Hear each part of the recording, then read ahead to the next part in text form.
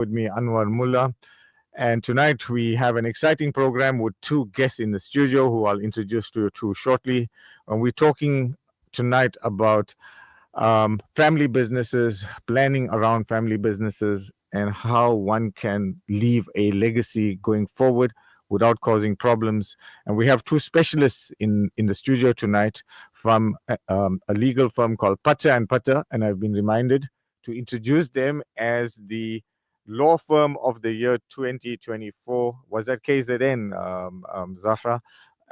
So, two specialists from Pacha and Pacha tonight with us. Um, and I'm going to introduce them just now, but I'm going to kind of steal 2 minutes from the program to talk a little bit about Eid al-Adha. And I wish everybody had a wonderful Eid al-Adha. And more especially, talk about Durban's famous road race, which is the Comrades Marathon. I had the pleasure of being out on the road yesterday, supporting lots of runners from our running club, which is now called the Ahmad Al Qadi Crescent Running Club. Congratulations to go out to Brian Masondo. Brian is a runner that has been part of the Crescent Running Club for many years. He's based at the Assalam Institute in Brema, and he finished in a wonderful time of I'm just going to get this, 8 hours and 10 minutes. So he got a Bill Rowan medal. He was aiming for a silver, but I think he had some problems in the second half. But an amazing finish time of 8 hours and 10 minutes. So congratulations go out to him.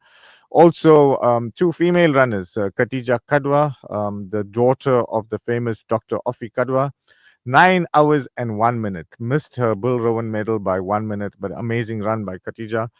And Durban's famous biokinetis, Raisa Solva, also ran a wonderful time.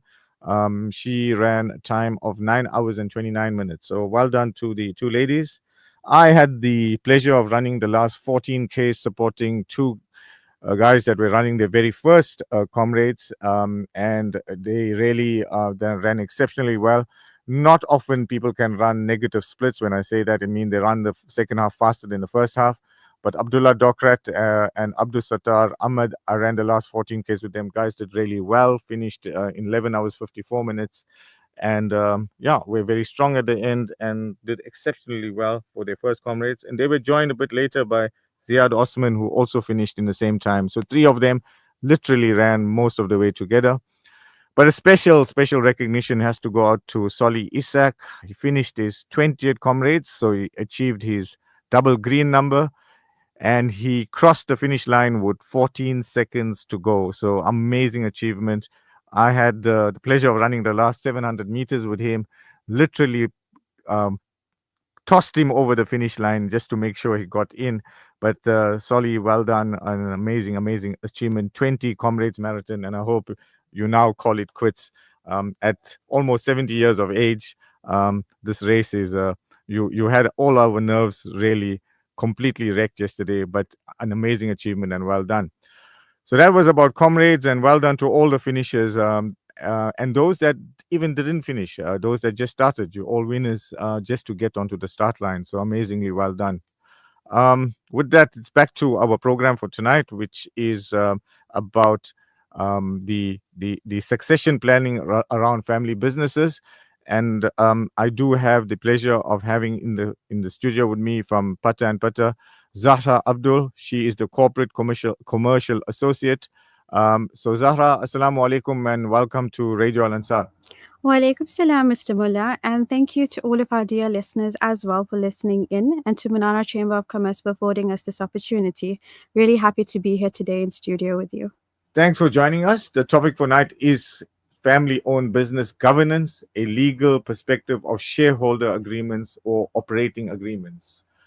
Also with us in the studio today is a very experienced legal person. His name is Irfan Abdullah. He is the commercial consultant and associate also at Pacha and Pacha. Irfan, assalamu alaikum and welcome. Wa alaikum salam wa rahmatullahi wa barakatuh to you, Mr. Moolla, and to all the listeners out there. Please address me as Anwar. I feel very old when I'm addressed as Mr. Moolla. So yeah, let's do that. Okay, let's get into the show. Zara, we're talking about family-owned businesses, but I think we also need to talk about some aspects of succession planning, even on the domestic front, at home, etc. Very often these days, we hear the common phrase is the man's body isn't gone cold yet, and the family is already fighting about the inheritance. And that's a reality, and it has been. We also hear of the what we call the three-generation scenario, where the first generation makes it, second generation uses it, and unfortunately the third generation loses it. So none of us want that to happen, but it is a reality, and we've seen it in many businesses, even amongst our own community here. We won't go into names and whatever, but it has happened, and unfortunately you find the grandfather probably died saying, I've left my family safe for generations to come, and sometimes within the first or the second generation all that wealth is squandered, and unfortunately that family ends up destitute. So we want to try to put into perspective tonight what can be done from a business perspective to kind of safeguard some of those assets, and more than that, to prevent squabbles. And with squabbles you find baraka goes out of the business, and 100%. and you find that with that goes a lot of other issues. So you are the experts. You're going to be taking us through these kind of scenarios and giving us some of the solutions. So just let's start off with you, Zahra, and say, what is the purpose of a shareholder agreement or an operating agreement in a family-owned business? Because I think this is where it would be imperative to try to set or cast the foundation before going any further. Well, Anwar, when families go into businesses together, everyone often assumes trust and shared values will be enough. And while that's important, it's not sustainable on its own. A shareholder or operating agreement lays down a clear framework: how the business is run, who owns what, and how decisions are made. It's about building structures around those relationships. It also gives guidance during tough times. Say someone wants to exit the business, or there's a death or even a divorce. Instead of scrambling, the agreement provides a clear process. Think of it like an anti-nuptial agreement for a family business. It's not about mistrust, it's about protecting what you're building. It takes a lot of personal tension out of business decisions. Instead of always needing an elder or a family council to step in, you've got a documented roadmap. Everyone knows the rules from day one. Okay, so Zara, you set the ground on a shareholder agreement, and I think it's important to have this because very often in the practical scenario, there's a father who's working a business with one of the sons, as an example, and then when he passes away, that son assumes that the business is his, and then the other children step in and say, hey, hold it, my father built this business, but he said, yeah, but I helped him to build the business. And they say, but we also want a share of this business. And then that's where siblings end up into rivalries and fights, and unfortunately in all of that the business itself suffers until sometimes the business itself is lost and nobody gets anything. So if I'm talking about a shareholder agreement, how onerous is it to kind of draw up what we would term a shareholder agreement? Is it a long-winded It document? can be. It can be a long document. Okay. What's a simple way of starting the process? Well, the simplest way is to sit down with the family, find out who the shareholders are. Generally, in our community, they create a trust. And the trust then is the shareholder. But very importantly, is that the shareholders' agreement becomes central to the company of that family. But together with that is the memorandum of incorporation of the company. Now, since 2008, the memorandum of incorporation is given preference to a shareholders agreement. Previously, with the old act, etc., it operated a bit differently. But now you need an agreement, a shareholders agreement that generally kind of marries with the memorandum of incorporation. And you build in these agreements all of the requirements, terms, and conditions to protect shareholders.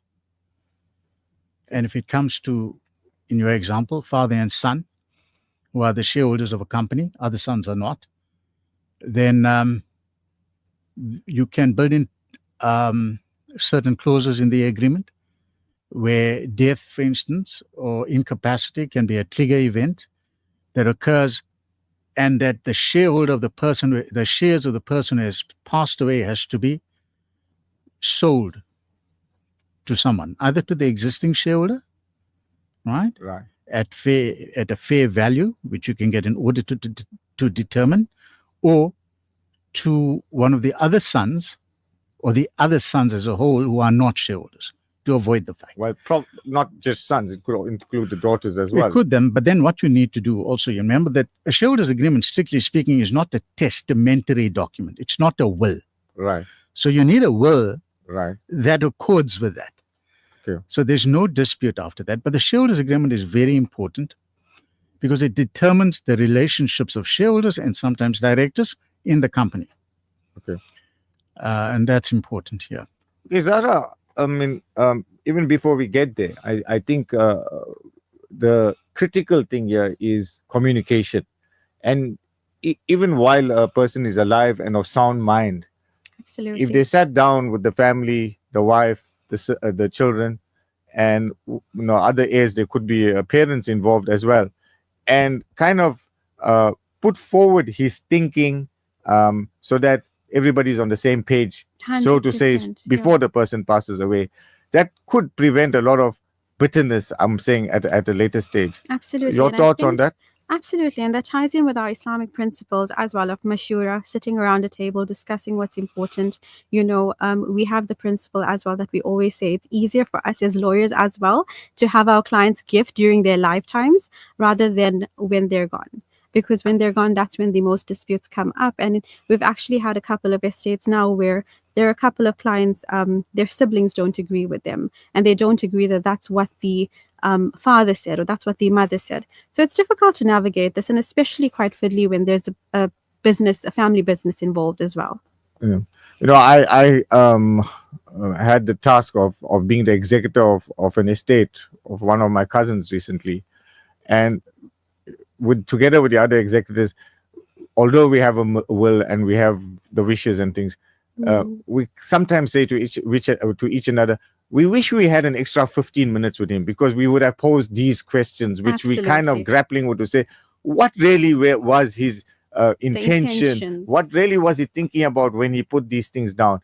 And unfortunately, we don't have the luxury of that extra 100%. 15 minutes or so that 100%. we want. So again, I'm saying it would Reduced be to important writing. to sit around a table so that people could also question the person in terms of, is he doing the right thing? Is there a better way of doing it?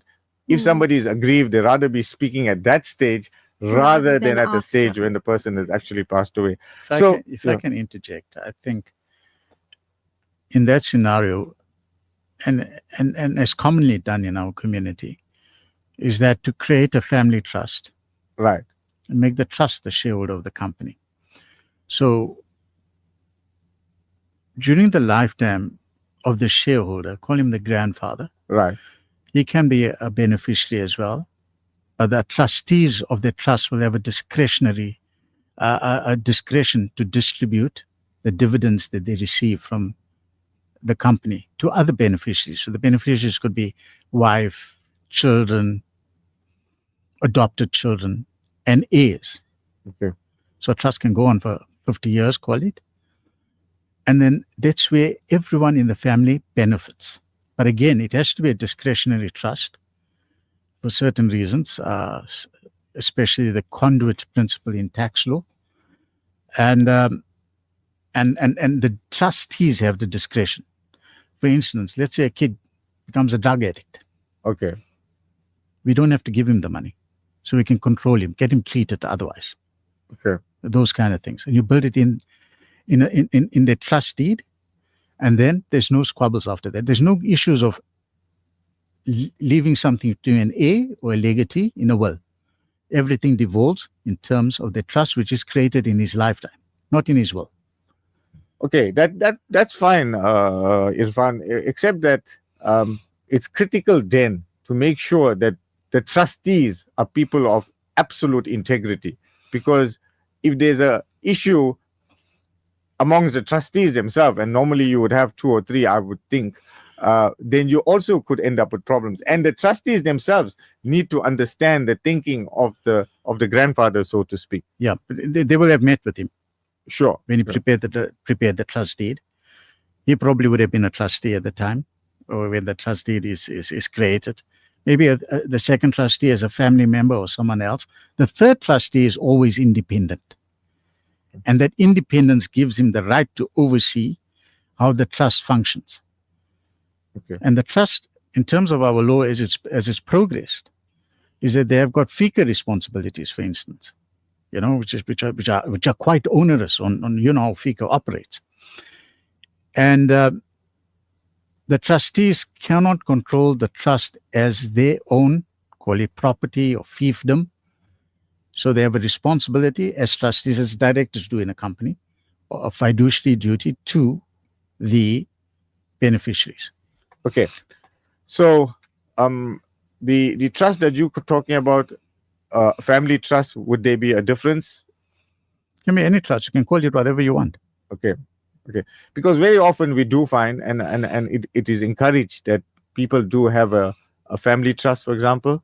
And there have been numerous reasons for having a family trust. And maybe, Zahra, you want to come in there, where one would be a means of saving taxes. The other one would be saving estate duty, I think, when the person passes away, because the trust would be an ever living entity compared to a person when a person passes away, but the trust carries on indefinitely.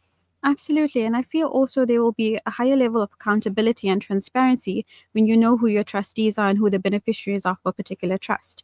You know, that's especially quite important. The duties of trustees has become much more severe and strict than 100%. before. That's right. Yeah. Yeah. Okay. We're talking about the shareholder agreement, and the purpose of a shareholder agreement, and I think it's still very important to have a shareholder agreement when it comes to the business, rather than the other issues like the homes and things like that, but it's particularly in the business. And I think the critical thing again is that the father needs to make it clear to the siblings that are not in the business what his thinking is along the business. How is he going to reward, if I can use that term, the person that's actually assisting him in a business, helping him build a business? Very often the bigger son, and then the other ones go into their own careers. And I mean, it's obviously good to be encouraging children to educate themselves, even if they come into the business, because education never goes to waste. So, how would a shareholder agreement help to resolve a conflict if we're going to end up in a conflict among family members? And very often these are also business partners, or what they may not know to be business partners in the lifetime of the person that's leaving this business, but becoming business partners at the later stage. You're absolutely right, Anwar, and this is why so often family businesses fall apart not because of poor business performance, but because of internal conflict. These agreements are preventative tools. They say, here's how we deal with disagreements, here's how we vote, and here's how we step away if we must. And if a conflict does happen, maybe over strategic direction or a major investment, the agreement usually requires formal decision making procedures. This might even mean a majority vote or even a special resolution, depending on the issue. It helps remove emotion from the equation. Also, some agreements allow for mediation or arbitration, so things don't go straight to court.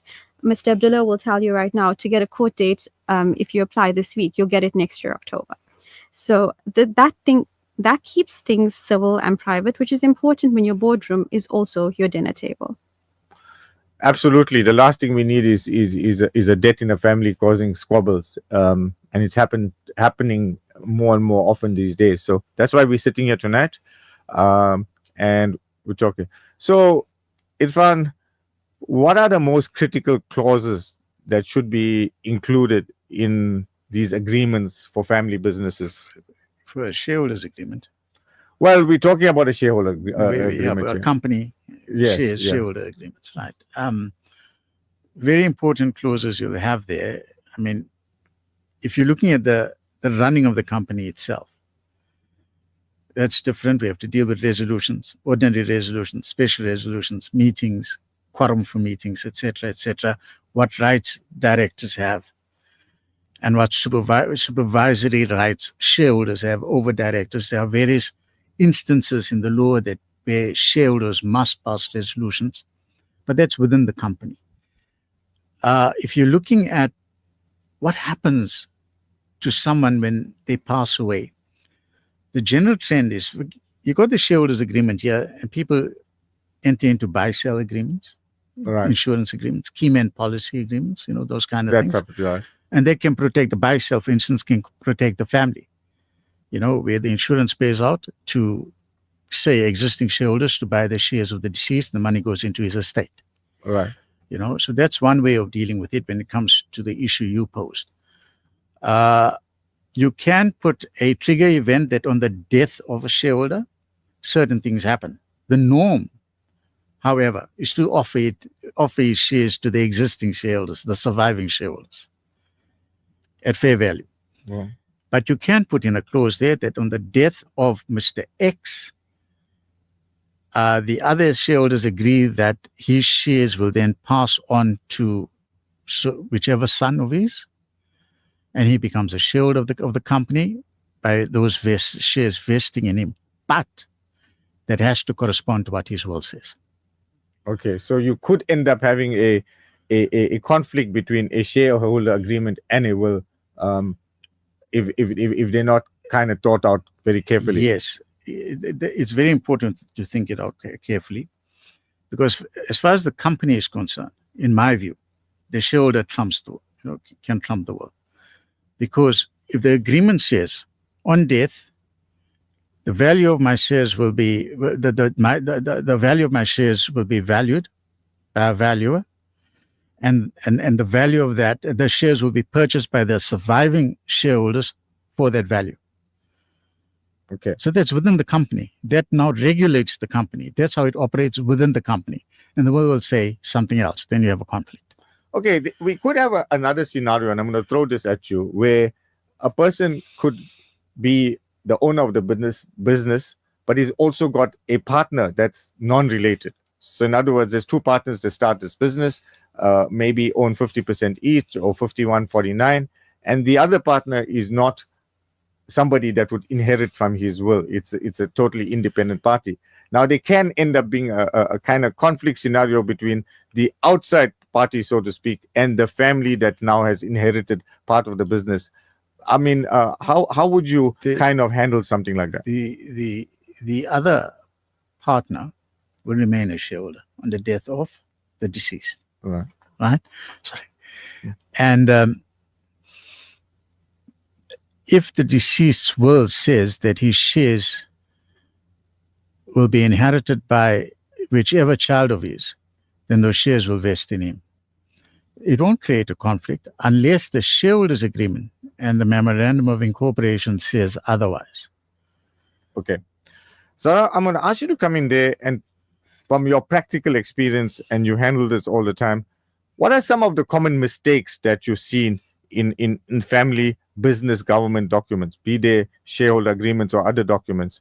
And how can these be prevented? Anwar, it's funny because you would then expect them to have a document in the first place to have mistakes. And I think that's the first mistake, that they come in, they have no documents in place.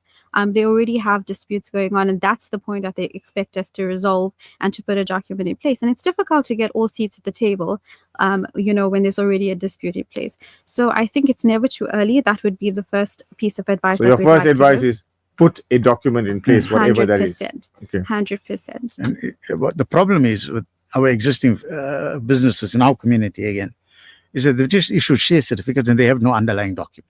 Okay. Okay, so Zara, carry on that light. That's the first mistake, is make sure you have a document in place. Absolutely. You're basically relying on verbal understandings and the default provisions in the Companies Act and a whole lot of goodwill, which can evaporate the moment there's money, conflict, or change involved. And the consequences can be massive. For instance, without a preemption clause in your agreement, a family member could legally sell their shares to a complete outsider. Without rules for succession, shares could pass to heirs who have no interest or capability in the business whatsoever. And in disputes, courts will have to step in and make decisions, which is slow, as we've discussed, expensive, and very public. That's not ideal for any business, and definitely not for a family one. It's not about just protecting the family as well. It's about protecting the business too. Imagine one shareholder passes away and their spouse suddenly wants to sit in on the board meetings or influence decisions. If there's no agreement, you may not be able to stop that.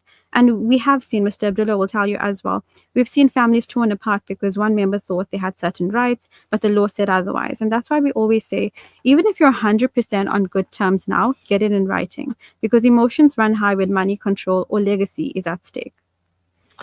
Money, they say, is a good thing, but also can end up being a very bad thing. And money has very often torn siblings apart, led to family feuds, sometimes costing millions and millions of rands in court fees. And then, unfortunately, the only people that make the money are you guys sitting here, which are the lawyers. We try and avoid those litigation costs. Well, you say you try to avoid those litigation costs, but let's be realistic.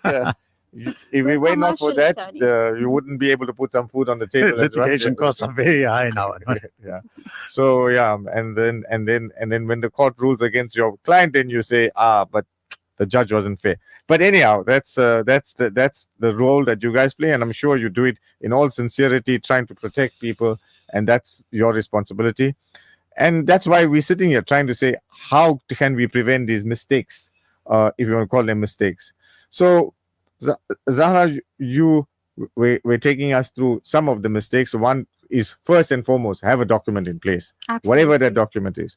And again, they say, do not go to sleep if you don't have a will in place. So from a domestic perspective, from a family perspective, have a will in place. The reality is, nobody expects to die. And that's what it is. So no matter how old you are, you think you're going to live on forever, and nobody lives on forever. So that's the reality. There's only one reality in life, and that's death. So we have to make cognizance of that and have the documents in place. So I think quite impactfully, Anwar, the point you touched on earlier, in terms of passive family members in the business and active family members in the business. You have situations where there's one sibling, they work 12 hours days in the business, and another lives abroad, and they just collect dividends. It does cause real tension. We've seen it up front. And a good agreement, we feel, a shareholders agreement, can separate the ownership from employment and clarify the difference between being a shareholder and just an employee or a director. It's real life situations, and you can specify then in that particular agreement who gets paid a salary versus who earns just from the profits. Then at least the parents are at ease. They think, okay, our kids don't think that we were choosing a favorite or one over the other. The ones putting in the work are compensated fairly, and those who are just investors still get their share based on the ownership. We've also seen that agreements that require family members to apply for roles, meet certain qualifications, and this also will then help that business stays professional and merit-based, not just inherited because, that was your husband's business or something to that effect. It's also about, I think, managing expectations, and we see it all the time. Just because you have a 20% share doesn't mean you automatically get a job or say in daily operations. The agreement can define that active family members run the business while passive ones get financial updates or attend certain meetings. And we know for some of our khalas out there, that's the better option. It helps avoid the resentment as well. Everyone understands their role, whether it's leadership, oversight, or just investment. And if someone wants to become active later as well in the business, there's a process for that too. So it's also good governance. As Mr. Pathar does say all the time, family businesses that separate ownership from management tend to survive much, much longer. Okay, I mean, some excellent points there, Zahra. And Irfan, I mean, we've seen also in family businesses where the father is trying to create a role for his son, so to speak. And very often this youngster walks into the business, sometimes fresh out of school, sometimes with a university degree or some sort of degree. And you have senior management in place, and suddenly this youngster that comes in sits on top of that senior management, much to the dislike of the senior management, disillusioned in many cases, having to take instructions from this kid that has just walked into the business. And things like that need to be avoided as well. And these are practical, kind of things that we're seeing in the business world. Yeah, so you document that to protect the senior management and the process of appointing the son. The son may be a shareholder. Yes. He could be a shareholder. So you're going to appoint him as what? A director sitting on the board. So you have a separate process for that, a separate agreement, appointing him, and even giving him with the say-so by way of a special resolution of shareholders, a salary, a remuneration. But being a member of the board gives him some say. Okay. Gives him some say by which the management needs to abide. But what you build in that agreement with him is that you consult with the senior managers. You consult with any senior officers that you have in your company. And then you come to a decision which he has to do in the best interest of the company, because he has a fiduciary duty to the company. If he doesn't do that, then he's in trouble. Yes, I think, but also there's a responsibility for a father, so to speak, or grandfather, who spent years and years building up this business, blood, sweat and tears, and then you get a youngster coming in to kind of let him put his toes in the water, and then before he dives in, because you can end up with, and they say fresh blood is good, and bring in the youngsters, and they've got all this IT and all of this wonderful new techniques that they come in with. But sometimes the old way is the best way, and change is good, but change has to be quite gradual. Yeah, you're correct on that. So start him slow, get him there, and then as he's proving himself, then you give him more. Absolutely. So Zara, the implication if a family owned business doesn't have a formal agreement in place. Yeah. It's when a shareholder passes away, and then you're dealing with all of these things on the table, and you don't know how quite to go. Firstly, you got the emotional issues of the person Exactly. having passed away, and then you got all of these things. Yeah. You've got all of these issues, and then you've got people want to inherit this asset, they want to take this. It's quite tricky, but you have to take everybody, have a roundtable conference with all of them, and just unpack every single thing that comes to the fore, because that's the only thing you can do at that particular point in time. Well, we talk of a roundtable conference, sometimes easier said than done, because there's already some sort of rivalry that's been simmering Absolutely. under the You radar. get lawyers letter to and fro. Yeah. And sometimes that rivalry is kind of kept at bay because of out of respect for the person or the incumbent person.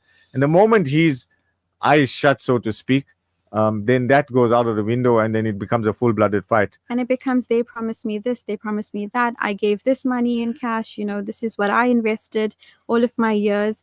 And it's that type of thing where you really just need everyone to be able to communicate, transparently, sit and discuss what needs to be done, and also just focus on what's important at that time, which is trying to responsibly come to a conclusion. Okay, let's go for a small ad break, and when we come back, we're going to have a few minutes left.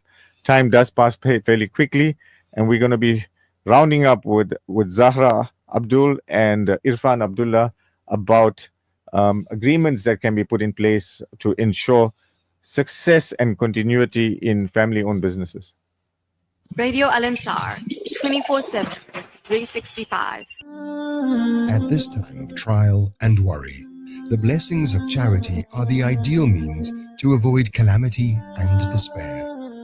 The Al-Imdad Foundation gives you the opportunity to sponsor a share in a borehole in South Africa for just 1,000 Rand and provide what the Holy Prophet, peace be upon him, called the best form of charity. Donate online at alimdad.com or call 0861 786 243 for more information. Experience RADUI Sharif in Baghdad and a full Iraq Ziyarat tour with Show Mirage Travel, 28th September to October 9th, 2025. Visit Baghdad, Qazimain, Karbala, Najaf, Kufa, and more with a Cairo stopover. Return flights, visa, insurance, hotels, and transfers included. Personally escorted by Ridwan Ismail from 41,786 per person. Call 031 208 4222 or email ridwan@miragetravel.co.za. Show Mirage Travel. We take you there. Butterlicious, butterlicious, butterlicious. When the food melts in my mouth, so does my heart. Blended by our expert chefs with pure cotton seed oil. Divine lasts longer, so cook more with Divine. Divine makes every meal a special treat. It is butterlicious. Approved as part of the Heart and Stroke Foundation Eating Plan, Cotton Mark SA, and a proudly South African product. Divine Cooking Oil. Butterlicious. Getting you through your day. Radio Al-Ansar. Business Matters. The title suggests many things. The important issue is the world revolves around business, society, organizations, individuals. Assalamu alaikum wa rahmatullahi wa barakatuh. If you've just joined us, it's the Business Matters program on Radio Al-Ansar. Business Matters brought to you by the Minara Chamber of Commerce. I have had the pleasure of speaking to Irfan Abdullah and Zahra Abdul, both from a very, very recognized legal firm called Pata and Pata. Zahra keeps reminding me that they were voted the best legal firm. And nominated for this year as well. And nominated for this year for 2024. So well done to Pata and Pata. And we do have two of the esteemed people from that firm with us this evening.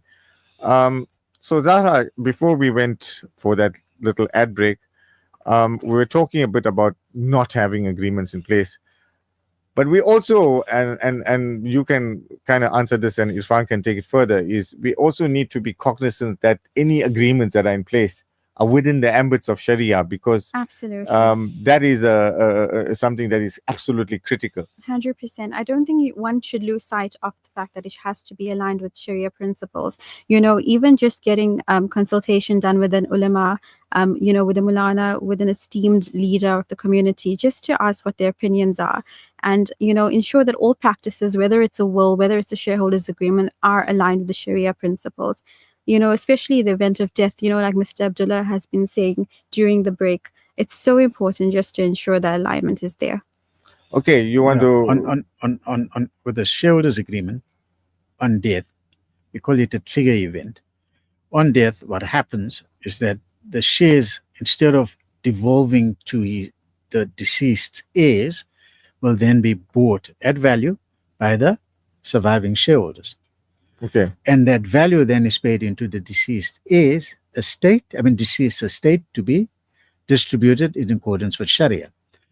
But we can also do, and we have done this, when it comes to deadlock with decisions within the company. Right. We refer the deadlock. I normally make the KZN Jamiat as a referral point to try and resolve the deadlock. So we apply Sharia principles in resolution of the deadlock. Okay, we've been talking about existing businesses that have been around for a while. But let's just focus a little bit on, and we've got a few minutes left, on businesses that are a new business. A family is starting a business together now. Zara, what advice would you give when drafting their first agreement, the really first agreement, now at the really inception?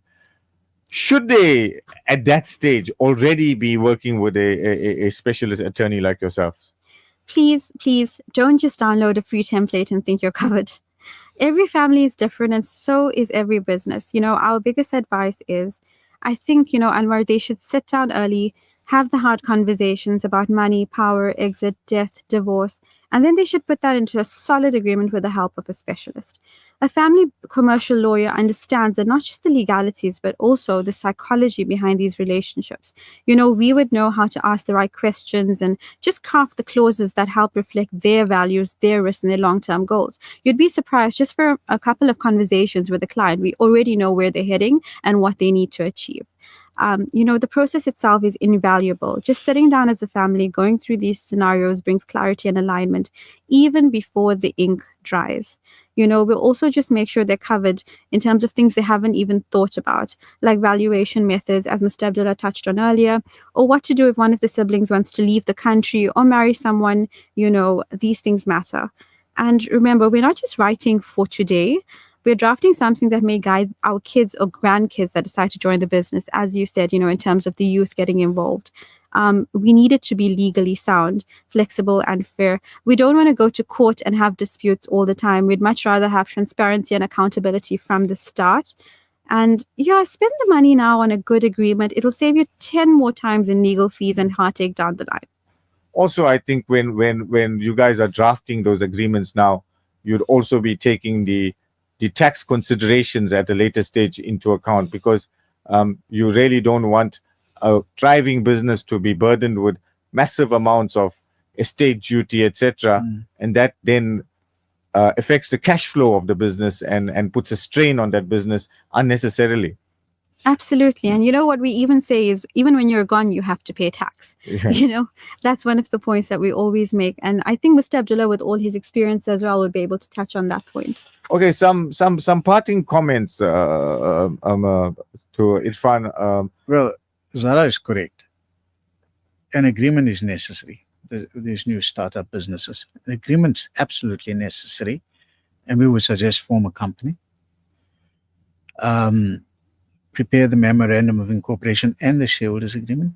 Tie things up as best as you can for them. Tailor-make it for them. Don't use a standard agreement. Tailor-make that agreement for them. Okay. You know, it may be costly, but rather pay that upfront than pay litigation costs which are huge, extremely huge. And that's my suggestion to all startup family businesses. When it comes to tax, that can be built in within the corporate structure. Right. You know, dividends tax paid to shareholders, withheld by the company, paid to SARS then. And try and, as best, avoid estate duty if you can. Okay. You know, within that structure. Well, I think none of us enjoys paying taxes, whether there is estate duty or whether there is any other form of tax. Unfortunately, like even the company pays its tax and the shareholders pay their tax on dividends. You know. Anyhow, Zara, some parting comments from you. I think, you know, what we've emphasized on is communication, it's preventative measures, it's coming forth and just making mashura, which is aligned with our Islamic legal principles, of course, and just always having, you know, at the forefront of your mind what you'd like to achieve with everything. The intention, I think, should be made first. Niyyah is the most important thing. Absolutely. Something my father always says as well. And, you know, intention is so important to go forth with. Yeah. Lovely. Just as a parting shot from me, is that for Muslims, as I said to you during the break, in Sharia, contracts are important. So have a contract. A contract. Conclude a contract, whether it's a sale, whatever. Have a contract. So bring it down to writing. Yes. That's the bottom line. Yeah. Okay, excellent. Zahra Abdul, Irfan Abdullah, thank you for being with us tonight. Thank you for having us. We're very fortunate to be here today. And lovely. Thanks for enlightening our listeners on business governance and what they should be doing to avoid some of the issues that community is faced with today. So Jazakumullah khair and Ameen. And Jazakallah to you as well. Thank you for coming in. Excellent. That's the program for tonight. Inshallah, we'll meet you again for another exciting Business Matters program next week. With that, it's wassalamu alaikum wa rahmatullahi wa barakatuh. Business Matters. The title suggests many things. The important issue is the world revolves around business, society, organizations, individuals, and even religion survives and thrives because of business. Business has to encompass not just financial commodity and service transactions. It has also to include welfare, justice, empowerment, environmental, and other. Radio Al-Ansar, 24/7, 365. An informative